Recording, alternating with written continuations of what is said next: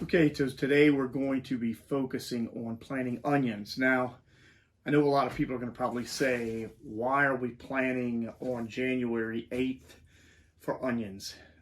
Onions take roughly, and I say roughly, there's a lot of different varieties and the way that you want to put them out, but in the majority, your long day onions that we grow in 7B here in the US are going to be around 100 days, give or take. So the focus on that is going to be, if we're going to be starting our market and be taking onions to the market on May 1st or that first week of, we're going to need 100 days. And that's going to be, so let's just say it's close to the 15th. So you're going to say February 15th, March 15th, April 15th, that's 90 days.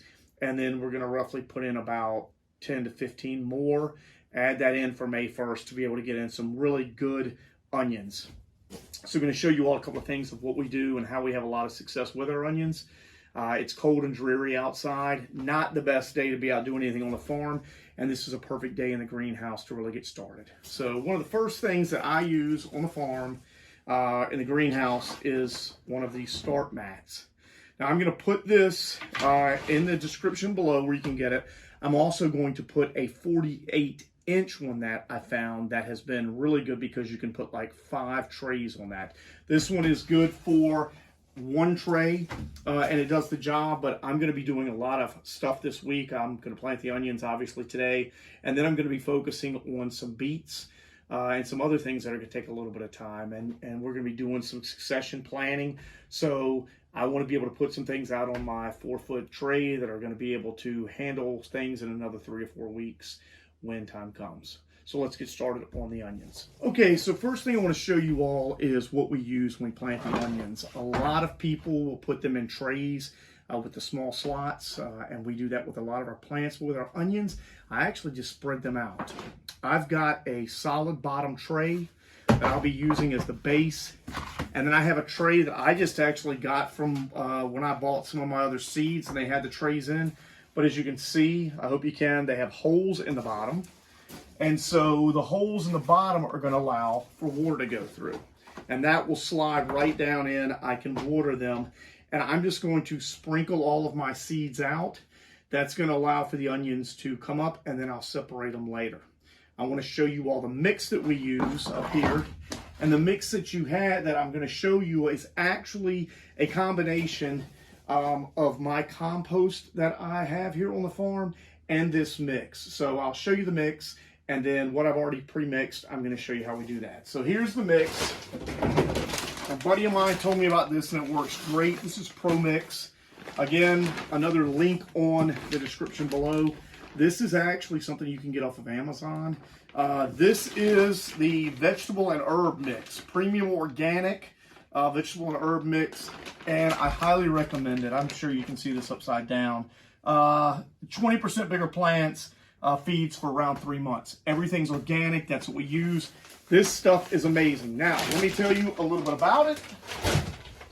When you get it, I highly recommend that you sift it through a rabbit wire compost sifter, because there are some chunks in there. And that's what I did, and I actually have it all in this. And this is what, once I'm done, I mix in Perlite and some of my compost, and then I use one of these. Now this is nothing more than a mortar tray that you can get at Home Depot.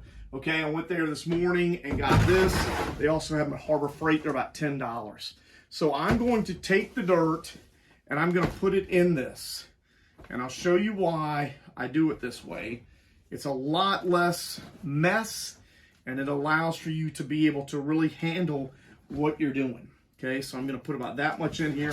I always mix and have it ready where I can use it when I want to. Okay, so now that I have my tray like this, I'm going to spread out my dirt. Again, I will do my mix that I use, and I use this in my plants outside when I plant new stuff. I use that in my seedlings in here. I use that in anything that I do. I am doing 1/3 of my own compost. I am doing 1/3 of this Pro Mix, and I am doing 1/3 of Perlite.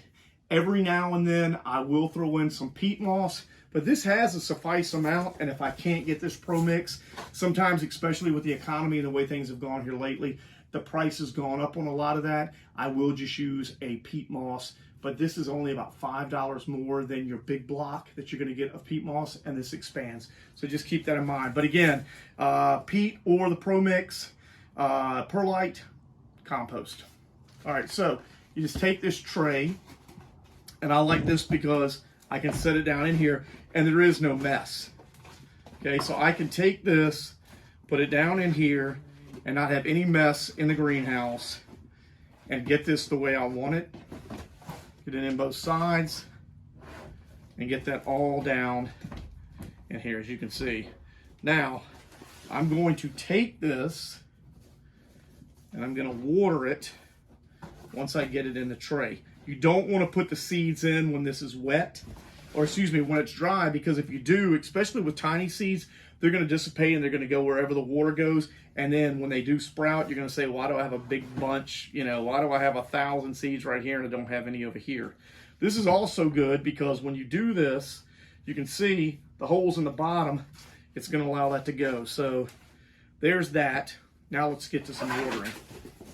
Okay, so there's two ways that you can water. One of them is going to be straight and put that right on. I'm going to put this on actually mist for right now. What I like to do is I will take this tray and set it to the side, and I will actually fill this up a little bit, put this on shower. And the reason I do this is a solid bottom, and it's going to really allow for me to be able to let the peat moss and that mix soak up from the bottom. So I've got about 1 inch in there. I'm going to take this, I'm going to set this down in here. It's going to float a little bit. Then I'm going to take this on mist. Now remember what I said, if you put the seeds in here first and you do this, they're going to follow the flow of the water, so you don't want to do that. I'm just doing this because we have not put any in yet. And I do not like to put any seeds on any type of a dry ground because it just doesn't work out well. That's preference. I'm sure there's some people out there that like to do it other ways, but for me, I like to do it this way because it really allows for everything to get in and get settled well. Okay, so we've got that done. Now let's look at some onions. I want you to see how just wet that is. It's going to take a while for this to absorb. Okay, now I've got my seed pack here and all my organized stuff. We're going to look through here. I've got my onions somewhere up front. Yes, right here. Now, we're going to be planting a couple of different kind. Again, this is zone 7. We're in northwest Alabama. I don't know if you guys have done much with Johnny's seeds. I highly recommend them. This is a Pompeii. And if I wasn't filming today, I would be listening to a little bit of Pink Floyd and their, I think, 1972 recording. You should check it out on YouTube. I'm going to put a link up here when Nick Mason and David Gilmour and all of them did that great video when they were at the amphitheater in Pompeii. I love to plant Pompeii onions and listen to a little bit of Floyd. I've got those. These are a favorite of mine. They're petite. They're very popular at the market. I'm going to be planting that variety. I've also got some Walla Wallas we're going to be trying today. I've got Parade. Parade are big, and Burpee puts out a really nice Parade. So we're going to be doing those. And then I also have a Johnny's Parade. I'm going to be doing a little bit of a compare and contrast to what Johnny's puts out over Burpee. I really like Johnny's because they support veterans, and you really need to think about that when you're supplying your seeds to yourself and other people. So that's really what we're going to be looking at down the road. I've also got some Guardsman bunching onions. I'm not going to try those today. Today we're going to be doing Pompeii, and we're going to be doing Parade. So let's go ahead and get those in, okay? I want to show you how easy this is, okay? Onions or seeds are very small, okay? So all I'm going to do, I'm going to show you, these are very tiny. You can see if you can kind of get a look at that. Very small. A pack of these, maybe 100 to 150. Don't hold me to that. I'm going to show you how I'm going to do this. I am gently just placing these over this. Okay, that's all I'm doing. These are the Parade variety. by burpee. I'm going to put them in like this, and I'm just going to let them come up. Now, there's different things that you guys can do. You can plant them this way. I like them better from seed because a lot of the times when I get the bunch that you can get and they're all bundled up, I've gotten those for years and they're great and it's a great head start, but our greenhouse now doesn't make much sense to get those. I got them beforehand. I like to do this because when the onions come up, I can come in here and I can separate these and then I can move them out into my raised beds. And on May 1st, I'm going to have onions that I know exactly where they came from, what I planted them, and how they turned out. I'm going to continue to plant onions. I wanted to show you all how to do that. It's very simple. I will take a very small amount of this peat. I'm going to put it over the top. You don't want them buried very deep because they are a very shallow, or excuse me, a very small seed, and they don't need a deep root. It needs to be more shallowed when you plant them. That is it. A little bit of misting. One thing that I want you to think about, if you've seen my video, and I'll put it up here on manure tea, once these start and they start to come up from seed, onions, no matter what variety you have, are extremely heavy feeders. So take your manure tea that you make, and I will take the tray off like this. Once this gets a little bit slower down, the water, and it's come up, and then I'll start feeding with the manure tea. And what that's going to do is that's just going to give them an extra boost. And then when I plant them out into the raised bed, it's going to do nothing but turn right around and give them more of a boost. It will really help your onions starting out to get a strong start with that manure tea. I hope this has been helpful for you. Onions are always fun. As I said, 100, 120 days. It all matters on the size you want. For me, I'm looking at May 1st to have a harvest for the farmer's market, and I will want to have these ready to go. I will do a couple more trays of these parades. You'll see them in the videos down the road, and then I will plant the Walla Wallas and have them ready to go. If you are planting a lot of onions and you love them, plant this, wait a month, plant another one, wait a month, plant another one after a month.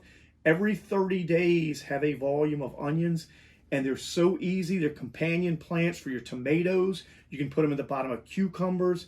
They really don't take up a lot of space. You can plant marigolds on top of them. Use them throughout the garden. They do not have to be in a straight, beautiful, succinct row. I put them wherever I can, and because they leave an odor and they have that onion smell, a lot of insects don't like to get around them. So we will plant them at the bottom of our our tomatoes, our cucumbers, our squash, and they will and have been known to keep squash bugs away. Any questions, comments, hit the subscribe button, give me a thumbs up, and would love to hear from you. Have a great day.